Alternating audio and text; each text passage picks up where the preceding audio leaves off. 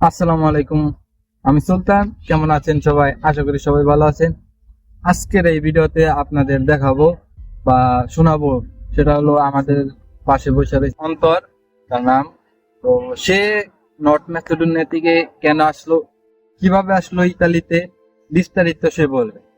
তো শুনতে থাকি, বলেন। আসসালামু আলাইকুম। আমার নাম অন্তর। বাড়ি র- টাঙ্গাইল জেলা কালিহাদী থানার রতনগঞ্জ এলাকায়। আমি 2026-এর ইলেকশনের আর কি একদিন আগে আমি আসছি নর্থ ম্যাসেডোনিয়া আসার পর এখন ওই জায়গায় মোটামুটি ভালোই ছিলাম। থাকা খাওয়া সব কোম্পানি ছিল, কিন্তু আমাদের কোম্পানি ছিল সাপ্লাই, মানে বলে দিচ্ছে যে ডিরেক্ট কোম্পানি নিবো, কিন্তু আইসা দেখি যে সাপ্লাই কোম্পানি। সমস্যা নাই, সাপ্লাই কোম্পানি ভালো। এখন দেখা যাক কি হয়। আমরা ওই জায়গায় থাকতে থাকি, ওই ভরসায় থাকতে থাকি। তখন আমাদের তার আসার পরের দিনই আমাদের কোম্পানির যে ওনার আসছে, উনি আমাদের আইসা বলে যে তোদের ফিঙ্গার দিতে লয়ে যাবো, তাহলে যাই। পরে তার সাথে আমরা তিনজন আর কি ম্যাসেডোনিয়ান এসে একসাথে তার সাথে সকালে বের হলাম। আমরা বের হয়ে যাওয়ার পর থানায় যাই আর কি, একটা এন্ট্রি সাইন করার লাগে। ওই এন্ট্রি সাইনটা করি। সাইন করার পর পরে লয়ার আসে, লয়ার আইসা এখন আমাদের ফিঙ্গার দিতে নিয়ে যাবে। এখন পরে ফিঙ্গার দিতে যাই। ফিঙ্গার দিতে যে লয়ার বলতেছে যে ওদের ফিঙ্গার হবে না। পরে ও জিজ্ঞাসা করলো যে কেন হবে না। পরে বললো যে যে ফিঙ্গার হবে না, ওদের অ্যাপ্রুভালের মেয়াদ নাই। আমাদের অ্যাপ্রুভালের মেয়াদ ছিল 3 মাস, কিন্তু আস্তে আস্তে আমাদের একটু দেরি হয়ে গেছে বলতে, মানে অ্যাপ্রুভালের পরে 3 মাস থাকে না, 3 মাস থাকার আমরা আর কি 15 দিন পর আসি। 15 দিন ডেট থাকতে আমরা আসি বেসর নিয়ে। পরে সে বলতেছে 15 দিন মেয়াদ আছে, তো মিনিমাম 1 মাস মেয়াদ লাগে অ্যাপ্রুভালের। 1 মাস মেয়াদ লাগে। এমনি আসা যাবে, অ্যাপ্রুভালের মেয়াদ চলে গেলেও আসা যাবে, কিন্তু আর কি টিআরসি হইতো না, টিআরসি হবে না। পরে যাই হোক, উনি বললো যে কোনো আর কি অন্য কোনো প্রসেস নাই। পরে বলে যে না, অন্য কোনো প্রসেস নাই। পরে আমরা কই টেনশন করিস না, তোরা তোরা যা বাসায় যা থাক, তারপর আমি দেখতেছি কি করা যায়। পরে আমরা 1 দিন 2 দিন 3 দিন 4 দিন করতে করতে 20-22 দিন হয়ে গেছে, আমাদের আর ফিঙ্গার নাই না। এই সাইডে আমাদের অ্যাপ্রুভালের মেয়াদ শেষ, ভিসার মেয়াদ আছে আর হইতেছে 15 দিন, অ্যাপ্রুভালের মেয়াদ শেষ। পরে এখন আমরা আমাদের এজেন্সিরে জানাইছি যে এই এই অবস্থা, তাহলে এখন আমাদের কি করা উচিত। আমরা এত টাকা দিয়ে আসছি, এখন এখন যদি আমাদের বাংলাদেশে পাঠাই দেয় তাহলে তো মানে ভয়াবহ অবস্থা, ফ্যামিলির অবস্থা আর কি। টাকা লোন টোন করে আইছি। পরে কোম্পানির জন আর উনি বলতেছে তাহলে তোদের এক কাজ করা যাক, তোদের এক তোদের কি এক্সিট ভিসা দিয়ে তোদের আবার বাংলাদেশে পাঠাইয়া 10-12 দিনের মধ্যে আবার অ্যাপ্রুভাল দিয়ে তোদের আবার নিয়ে আসি। পরে আমরা আবার কোম্পানিতে জানাইলাম যে আমরা কি মাথা খারাপ নাকি আমাদের, আমরা এতদিন ওয়েট করে, এই যে 4 মাস 5 মাস ওয়েট করে ভিসা দিয়ে এই লোন করে আইসা, এখন আবার যদি বাংলাদেশে চলে যাই, পরবর্তীতে যদি কোনো সমস্যায় না আসতে পারি, তাহলে তো এটা তো মানে লাইফ শেষ যাকে বলে আর কি, আমাদের মতো মধ্যবিত্ত ফ্যামিলি। পরে আমরা আবার এজেন্সিতে জানাইলাম যে আমাদের এইগুলা বলতেছে। পরে এজেন্সি আবার যে কোম্পানির যে বস, তারে আবার ফোন দিয়ে বলতেছে যে ওদের 3 জনের পাঠাইস না, ওদের 3 জনের পাঠাইলে আমার লস হয়ে যাইবো, তুই কাজ কর ওদের একটা যে কোনো একটা কান্ট্রিতে ঢুকাই দে।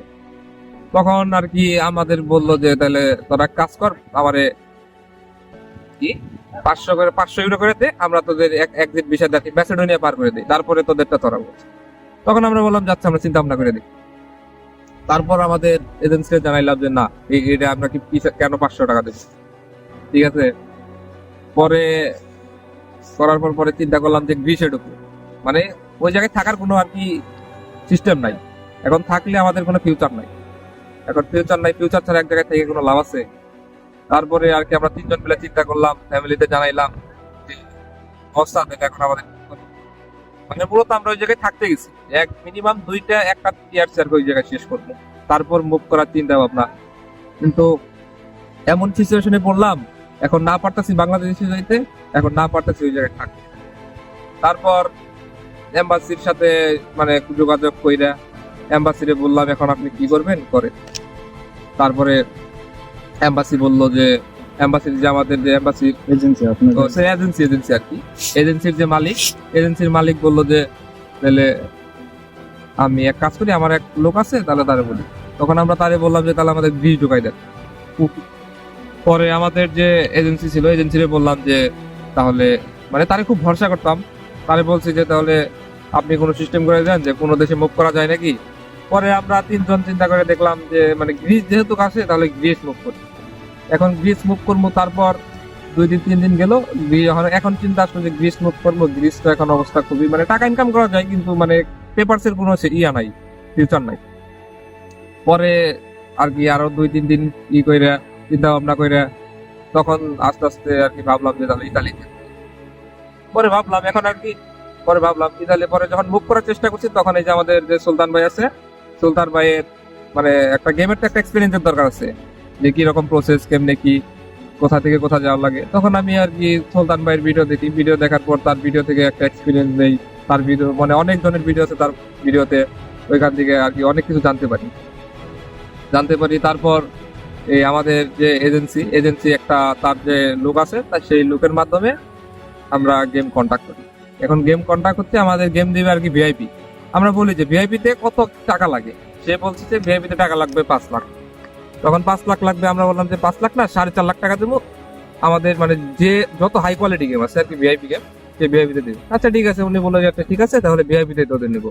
আচ্ছা ঠিক আছে। তখন আমরা আর কি আমাদের যখন ম্যাচেডনে 25 দিন হয়, 25 দিনের মাথায় আমরা গেম মারি। রাত্রিবেলা 8টার সময় গেম মারি। 8টার সময় আমাদের বাসা থেকে গাড়ি এসে আমাদের বাসা থেকে তুইলা নিয়ে যায়। তুইলা ডিরেক্ট হইতেছে ম্যাসেডনের কসোভো বর্ডারের পাশে রাখে। পাশে একটা ঘর আছে, ডিরেক্ট ওই জায়গায় যা রাখে।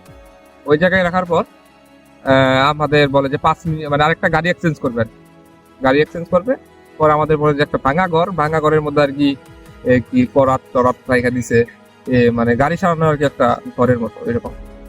পরে বলে যে ওই ঘরে এই ঘরে তোরা থাক, আরো 5 মিনিট আইতেছি। এখন থাকার পর এখন 5 মিনিটের মানে 5 মিনিট বইলা গেছে, হয়ে গেছে মনে করেন যে আপনার 1.5 ঘন্টা 2 ঘন্টা হয়ে গেছে, তারপর ওদের আসার কোনো নাম নাই। পরে আসার পর গাড়িতে চললাম। গাড়িতে চলার পর এখন যে কসোভো প্লাস হচ্ছে আপনার ম্যাসেডোনিয়ান বর্ডার, ওই জায়গায় আর কি তার কাটার মতো একটা তার কাটা আছে। ওইখানে আমাদের কসোভো বর্ডারের সামনে নামাই দেয়। পর ওইখান থেকে 1 মিনিট হাঁটি, 1 মিনিট হাইটা আর কি বর্ডারের পাশ দিয়ে এই কসোভো যে রাস্তাটা, ওইখান থেকে গাড়ি ওভারটেক করে আমরা এই পাশ দিয়ে তার কাটার ভিতর দিয়ে গাড়ি তুলি।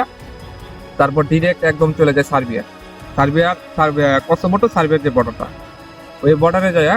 এখন আমার সার্বিয়া বর্ডারে এই পাশে নামাই দেয়। এই পাশে নামাই দেওয়ার পর জঙ্গলে ওই জায়গায় আমাদের এক গাড়ি ওয়েট করে। আমরা আবার কি করি, ডিরেক্ট রাস্তাতে পার না হয়ে ওই জায়গায় জঙ্গল আছে, নিচে যে রাস্তার পাশে জঙ্গল আর কি আপনার এই কত 150 ফুটের মতো এরকম গভীর হবে, ওইখানে আর কি নামার পর ওই জায়গা থেকে 5 মিনিট হাইটে আবার রাস্তায় উঠে গাড়িতে ওঠার পর ওইখান থেকে গাড়ি মানে চালানো শুরু করে। গাড়ির তো প্রচুর স্পিড, 150+ গাড়ির টান হবে। মানে রাস্তা এমন রাস্তা পুরো মাথা টাথা ঘুরে বমি টমি করে অবস্থা ভয়াবহ। আমরা 3 জনই ছিলাম।